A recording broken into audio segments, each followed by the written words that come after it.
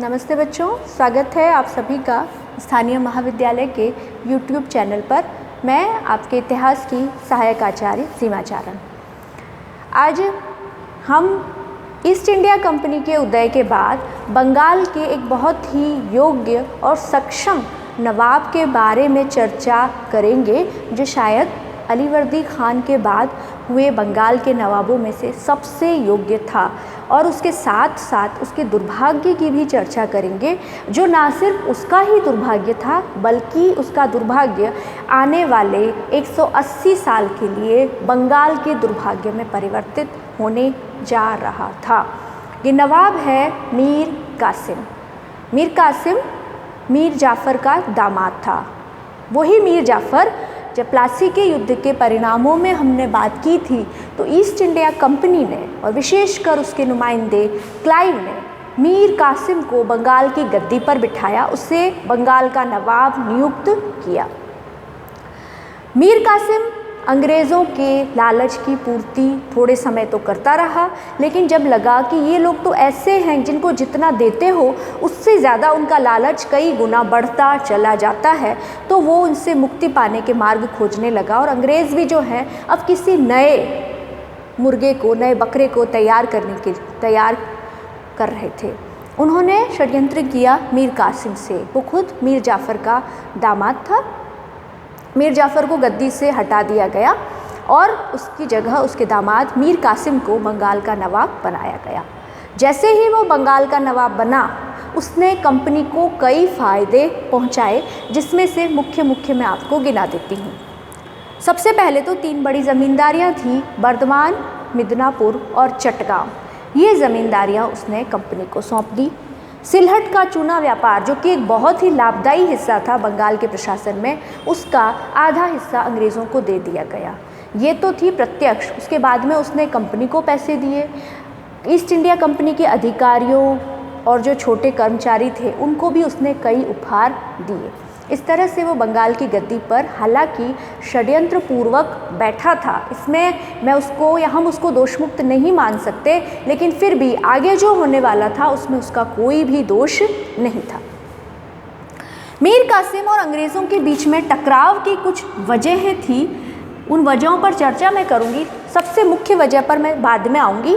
पहला जो है, अंग्रेज़ जो बार बार षड्यंत्र कर रहे थे, पूरा जो नवाब होता था उसके विरुद्ध कर्मचारियों को, अधिकारियों को तैयार करना, उसकी जगह अगर इसको गिराना है तो किससे अगला नवाब बनाना है, इस तरह का माहौल जो उसने क्रिएट किया हुआ था, उस षड्यंत्र पूर्वक माहौल से बचने के लिए मीर कासिम जो है अपनी कैपिटल को, अपनी राजधानी को मुर्शिदाबाद से मुंगेर लेकर के चला गया, जिससे कि वो खुल करके फैसले ले सके और वो जो करना चाहता है उसकी भनक अंग्रेज़ों तक इतनी जल्दी ना पहुंच जाए और अपने आसपास अंग्रेज़ों के गुप्तचरों का एक अदेखा सा जाल उसे महसूस ना हो। उसके बाद प्रशासन में तो अच्छा है, लेकिन आपको अगर युद्ध करना पड़ा तो उसके लिए आपको सैन्य तैयारी, सैन्य साजो सामान आपको पहले से तैयार रखने पड़ेंगे। इसी कड़ी में मीर कासिम का अगला कदम था, उसने मुंगेर में, चूँकि उसने राजधानी बनाई थी, मुंगेर बिहार में आया हुआ है, ये याद रख लेना, वहाँ उसने एक तोप खाना स्थापित किया। एक आर्मीनियन था गुरगीन खान, उसकी मदद से, ताकि भविष्य में उसे ईस्ट इंडिया कंपनी या उस वक्त मराठी भी शक्तिशाली थे, उनमें से किसी के भी आक्रमण का सामना करना पड़े तो वो एक अच्छी फ़ौज लेकर के, अस्त्र शस्त्र से लैस फ़ौज लेकर के उनके सामने प्रस्तुत हो। तीसरा उसका जो बहुत बड़ा सुधार था, जो कि अंग्रेज़ों की आंखों में खटक रहा था, उसने राजस्व की गुत्थियों को बहुत अच्छे से सुलझाया। जो लोग वर्षों से हिसाब नहीं दे रहे थे उनसे हिसाब मांगा गया। बंगाल की राजस्व को उसने वापस, जो कहते थे कि औरंगज़ेब के काल में एक बार पूरे भारत का रेवेन्यू आ गया और घाटा चला गया कि अपने मनसबदारों की तनख्वाह भी पूरी नहीं हो रही है, तो औरंगज़ेब ने कहा था कि रुको, अभी बंगाल का राजस्व आना है। तो वहाँ तक उसने ले जाने की कोशिश की, बंगाल की आय बढ़ाने के उसने प्रयास किए। उसने जो है, कई सूबेदार ऐसे थे जो कि राजस्व का हिसाब नहीं दे रहे थे, जिन पर अंग्रेज़ों का हाथ था। उनमें से एक प्रमुख था बिहार का उप सूबेदार राम नारायण। वो काफ़ी वर्षों से बिहार की जो आय है कितनी हुई और उसने कितनी पहुंचाई है बंगाल के नवाब को। मैंने बताया उस वक्त बंगाल का मतलब है बंगाल, बिहार, उड़ीसा और बांग्लादेश, ये सारे 4 जगह हैं। तो बिहार की आय का वो हिस्सा नहीं बता रहा था। उसने उससे हिसाब मांगा। जब अंग्रेज़ों के समर्थन के कारण वो ज़्यादा ही उपद्रवी हो गया तो उसने उसे पद से हटा दिया और बाद में उसकी हत्या करवा दी, ताकि ऐसे लोगों को सबक मिले जो राजस्व समय पर नहीं दे रहे हैं और उस पैसे का दुरुपयोग अपने हित के लिए या ईस्ट इंडिया कंपनी के हित के लिए नवाब के विरुद्ध करने वाले थे। अगला था कंपनी के कर्मचारी जो थे वो अराजक सी स्थिति उन्होंने पैदा कर दी थी। उन्होंने क्या किया, जानबूझ करके कम पैसों में माल लेते थे भारतीय किसानों से, कर्मचारियों से, और वो जगह जगह गाँवों में, शहरों में, छोटे छोटे कस्बों में जाकर के अपनी खुद की अदालतें लगाया करते थे। तो नवाब के अधिकारी हैं, जो उनके न्याय प्रशासन के लोग हैं, पुलिस हैं, वो कहते हैं नवाब को आकर के कि इस तरह से हम कुछ करते हैं तो अंग्रेज़ हमारे विरुद्ध जो हैं आ जाते हैं, ये हमें ना तो न्याय करने देते हैं ना प्रशासन करने देते हैं। प्रजा जो है दोनों पार्टों के बीच में पिस रही थी। तो मीर कासिम ने इस मार्फत जो है अंग्रेज़ अधिकारियों को पत्र भी लिखे थे कि आपके जो अधिकारी हैं, जो कर्मचारी हैं, वो लूटपाट कर रहे हैं, जगह जगह इस तरह की हरकतें कर रहे हैं, मेरे जो अधिकारी हैं उनका अपमान कर रहे हैं, तो प्रजा में हमारा भय कुछ नहीं रह गया है और प्रजा आपके आश्रय पर रह गई है, इस स्थिति को रोका जाए। उसने कठोर शब्दों में इस पत्र में अधिकारियों को लिखा था। ये जो था मीर कासिम और अंग्रेज़ों के बीच में कटुता की, मतभेद की, उनका कहाँ हित टकरा रहे थे, उनकी एक बड़ी वजह थी। लेकिन जो सबसे बड़ी वजह थी, जो कि मैं आपको आराम से सबसे लास्ट में बता रही हूँ, वो था दस्तक। आधुनिक भारत का इतिहास जब हम पढ़ना शुरू करते हैं और अंग्रेज़ों की भारत विजय की जब कड़ी सुनना शुरू करते हैं, तो इस कड़ी में सबसे पहला जो मुकाम है वो दस्तक ही था। दस्तक क्या था? 1717 में मुग़ल सम्राट फ़र्रुखसियर के पास अंग्रेज़ों का एक प्रतिनिधिमंडल गया बंगाल के रेवेन्यू में, कहा कि क्योंकि सबसे ज़्यादा उस वक्त आय वाला स्टेट था कि उसमें जो है हमें कुछ छूट मिले टैक्स में। उस वक्त क्या हुआ कि फ़र्रुखसियर एक बीमारी से पीड़ित था, उनके साथ उस दल में एक डॉक्टर भी था जिसने उसका इलाज कर दिया। तो ये जो फोड़ा था फ़र्रुखसियर का, ये आने वाले में बंगाल की किस्मत में, भारत की किस्मत में फोड़ा साबित होने वाला था। इससे खुश होकर के फ़र्रुखसियर ने कंपनी को कहा कि आप इतनी सी राशि जमा करा दीजिए, उसके बदले में बंगाल में आप जितना भी व्यापार करेंगे, जितना भी ट्रेड करेंगे, वो टैक्स फ्री होगा।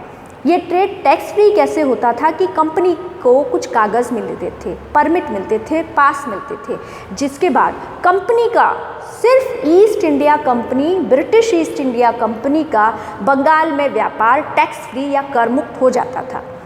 अब कंपनी के अधिकारी, कर्मचारी, नुमाइंदे, वो सारे क्या करते थे, इन दस्तक से, ये जो आज्ञा मुक्ति पत्र हैं, कर मुक्ति का जो आज्ञा पत्र है, इनको अपने निजी व्यापार के लिए उपयोग में लेने लगे।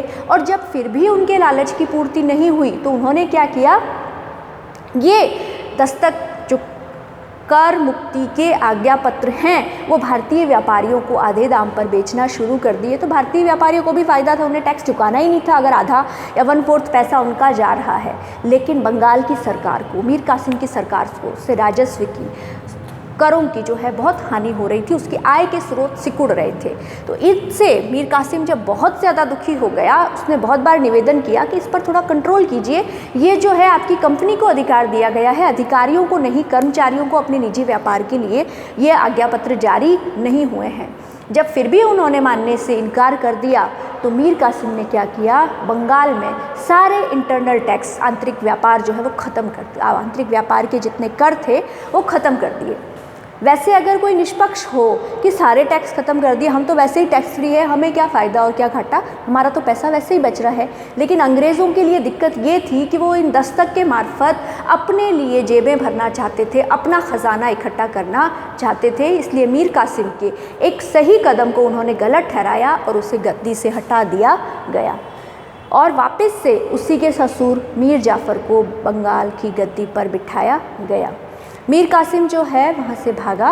भागते समय उसने पटना में काफ़ी सारे अंग्रेज़ों की हत्या करवा दी और कई जगह गिरवा, कस्बा, उदानौला उसकी अंग्रेज़ों से भिड़ंत हुई और जो आखिरी भिड़ंत हुई वो बक्सर में हुई, जिसकी हम बक्सर के युद्ध का एक अलग टॉपिक लेकर के चर्चा अगले वीडियो में हम करेंगे। ये मीर कासिम की कहानी थी जो कि इतिहास के ट्रैजिक जो है त्रासदी का एक किंग कह सकते हो कि अपनी सारी क्षमताओं और योग्यताओं के बावजूद ना तो वो अपना जीवन अच्छा बना सका और ना ही उसकी वजह से बंगाल की प्रजा का जीवन अच्छा बन सका, और उसके अवसान के साथ ही साथ बंगाल के भाग्य का भी अवसान होने जा रहा था। धन्यवाद। जय हिंद, जय भारत।